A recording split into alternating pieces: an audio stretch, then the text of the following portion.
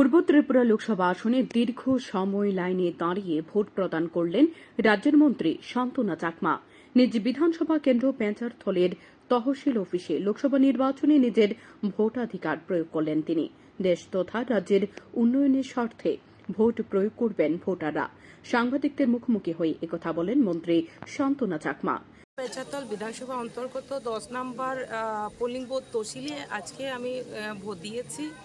তো এই জয় আমি মনে করি অবশ্যই জয়ী আমরা হব, কেননা জাতি জনজাতি উন্নয়নের জন্য আমরা তৃতীয়বারের জন্য মোদিজিকে চাই এবং জনগণ 100% দেশকে রক্ষা করার জন্য, দেশকে এগিয়ে নিয়ে যাওয়ার জন্য রাষ্ট্রবাদী দলকেই আমি আশাবাদী ভোট করবে এবং সকলে জনগণ আমাদের গণদেবতারা সচেতন আছে এবং অবশ্যই নিশ্চিত 100% আমাদেরই জয় হবে।